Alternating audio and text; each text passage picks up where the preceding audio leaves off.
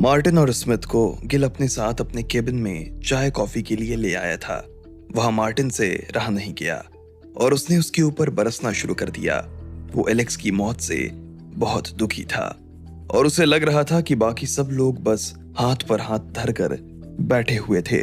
लेकिन जब गिल ने मार्टिन को अपना प्लान सुनाया तो उसे सुनते ही वो हैरान हो गया था। वो राधिका को अपने पास बुलाने वाला था। उसे यकीन था कि अगर एक बार राधिका यहाँ आ जाती तो लकी भी उसके पीछे आने वाला था। उधर लकी भी खाने के बाद राधिका को आइसक्रीम खिलाने के लिए सीधा यूनिवर्सिटी के तालाब के पास ले आया था। लकी, ये जगह कुछ ज्यादा दूर नहीं हो गई? राधिका को अभी भी विश्वास नहीं हो रहा था कि लकी उसे सिर्फ आइसक्रीम खिलाने के लिए इतनी दूर ले आया था।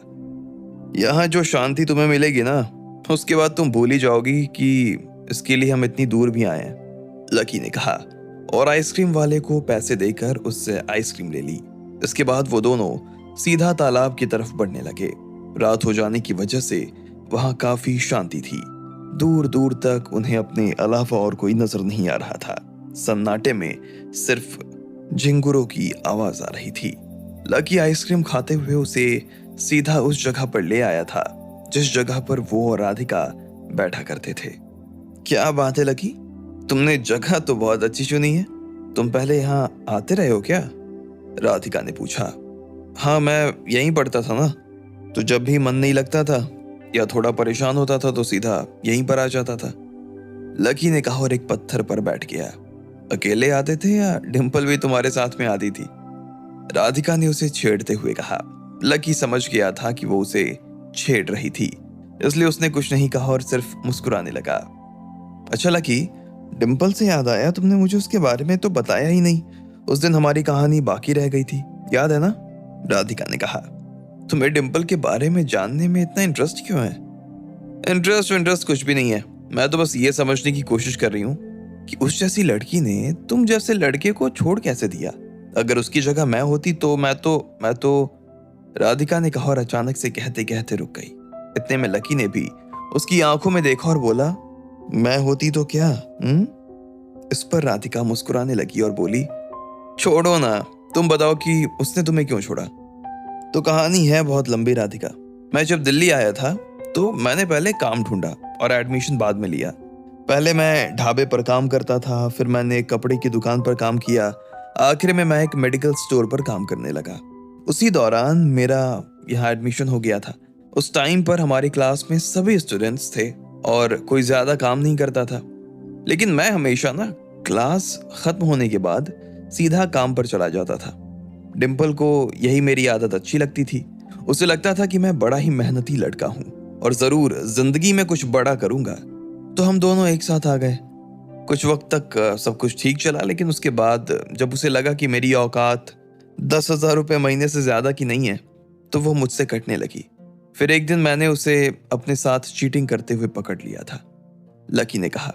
माय गॉड, क्या तब तक उसे पता नहीं था कि तुम मिस्टर लक्ष्मण अग्रवाल हो? नहीं, उसे क्या, मुझे खुद नहीं पता था कि मैं मिस्टर लक्ष्मण अग्रवाल हूँ। मुझे थोड़ी ना पता था कि उस परीक्षा में मैं पास हो जाऊंगा या फेल। लेकिन किस्मत का खेल देखो, जिस रात मैंने डिम्पल को चीट करते हुए पकड़ा ना, उसी रात मुझे पता चला कि मैं परीक्षा पास कर चुका हूँ और मेरे अकाउंट में रातों रात ढेर सारा बैलेंस आ गया, लकी ने कहा।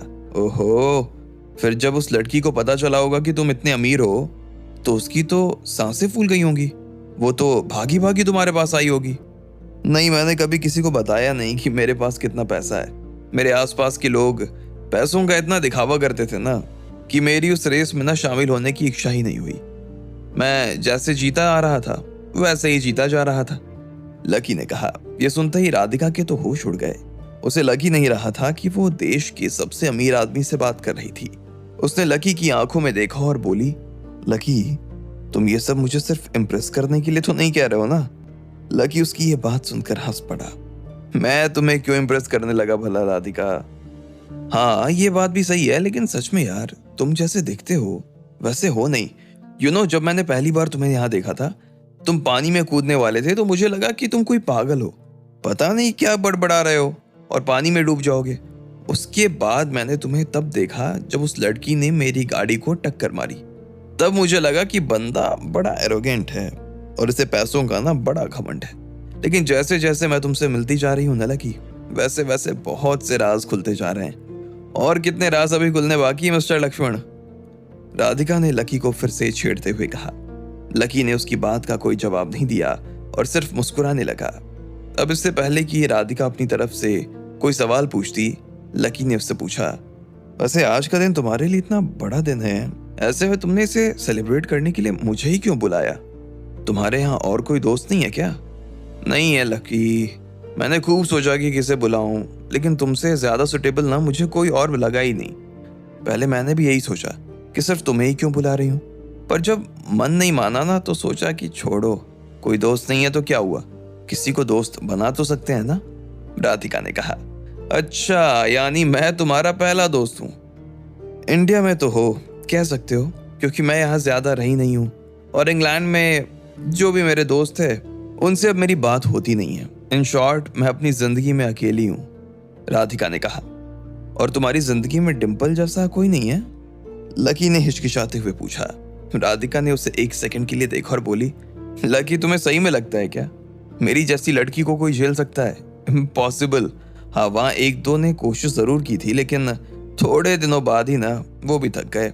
असल में मेरी प्रॉब्लम ये है कि मुझे रिश्तों में ना सेल्फिशनेस ना अच्छी नहीं लगती। बचपन से मैंने देखा है कि मेरी माँ और मेरे पिता सिर्फ एक दूसरे के स्वार्थ की वजह से ना एक दूसरे के साथ जुड़े हुए थे, इसलिए मुझे मतलबी होने से ना बहुत चिढ़ हो गई। अगर मेरा किसी से मतलब निकलता भी था तो भी मैं उसे पहले ही कह देती थी कि मैं तुमसे सिर्फ इसलिए बात कर रही हूँ क्योंकि मेरा तुमसे मतलब है, ना तो इससे ज्यादा कुछ सोचना और ना ही इससे आगे कभी बढ़ना। इसलिए मैं अब तक अकेली हूँ, पर अब नहीं, अब मुझे एक नया दोस्त मिला है, राधिका ने कहा और लकी के साथ आइसक्रीम चीयर्स कर ली।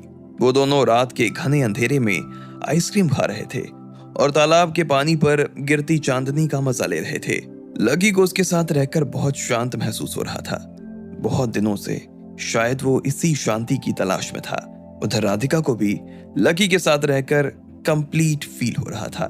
कुछ देर के बाद दोनों फिर से गाड़ी में बैठे और सीधा अपने घर जाने के लिए रवाना हो गए। राधिका थक चुकी थी और हर थोड़ी देर में उसे नींद के झोंके आ रहे थे। वो अपने आप को जगाने की पूरी कोशिश कर रही थी, लेकिन सफर बहुत लंबा होने की वजह से उसके लिए ये कर पाना मुश्किल हो रहा था। लकी ने जब उसे ये करते हुए देखा तो वो उसकी तरफ झुक गया और उसने अपना कंधा राधिका के सिर पर झुका दिया। राधिका ने उस पर अपना सिर रखा और आंखें मूंद कर सो गई। कुछ देर के बाद लकी गाड़ी को राधिका के घर के बाहर ले आया था। राधिका, राधिका उठो, लकी ने कहा और उसे उठाने की कोशिश करने लगा, लेकिन राधिका बहुत गहरी नींद में थी। लकी ने देखा कि सोते हुए उसके कुछ बाल उसके चेहरे पर आ गए थे। लकी ने बहुत ध्यान से अपने आप को उसकी तरफ झुकाया और फिर आहिस्ता से अपनी उंगली से उसके बालों को एक तरफ हटा दिया। राधिका दिखने में काफी सुंदर थी और सोते हुए तो वो और ज्यादा खूबसूरत लग रही थी। लकी ने कुछ देर के लिए तो उसे और सोने दिया, लेकिन जब उसे लगा कि वो उठने वाली नहीं थी तो उसने एक पानी की बोतल ली और उसमें से थोड़ा सा पानी लेकर राधिका के चेहरे पर छींट दिया। राधिका की अचानक से नींद खुल गई और वो हड़बड़ाते हुए इधर उधर देखने लगी।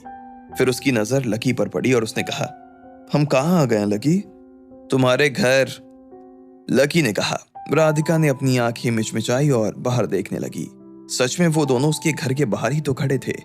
फिर उसने एक बड़ी सी अंगड़ाई ली और सीट बेल्ट खोलकर गाड़ी से बाहर आ गई। लकी ने भी अपना दरवाजा खोला और बाहर आ गया। तुम इतनी रात को घर जा रही हो, कोई दिक्कत तो नहीं होगी? तुम कहो तो मैं तुम्हारे घर वालों से बात करने के लिए अंदर चल सकता हूँ, लकी ने कहा। राधिका ने उसकी तरफ देखा और फिर अपना पर्स खोलकर उनमें से चाबी निकाल ली। वो चाबी उसने लकी को दिखाई और मुस्कुराने लगी। लकी भी उसे देखकर मुस्कुराने लगा था।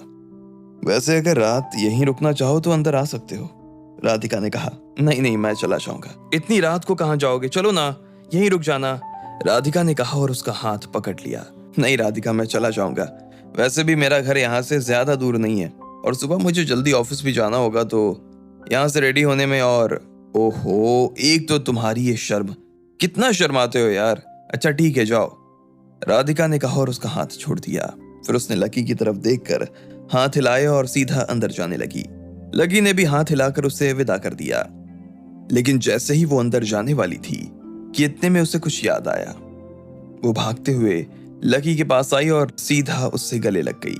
लकी पहले तो हैरान हो गया, लेकिन फिर उसने भी उसे अपनी बाहों में समेट लिया। थैंक यू, इस दिन को इतना स्पेशल बनाने के लिए मिस्टर लक्ष्मण, राधिका ने कहा और लकी की तरफ देखकर मुस्कुराने लगी। लकी को ऐसा लगा जैसे उस थोड़ी सी देर में ही उन दोनों की आंखें एक दूसरे से बहुत कुछ कह चुकी थी। उसने राधिका को छोड़ा और उसे विदा कर दिया। इसके बाद वो गाड़ी में बैठा और अपने घर जाने के लिए रवाना हो गया। रास्ते भर वो राधिका के बारे में ही सोच रहा था। उसे लग रहा था जैसे वो कोई छोटी बच्ची है। वो भले ही दुनिया को दिखाने के लिए बहुत कड़क हो जाती थी, लेकिन अंदर से वो काफी नर्म थी।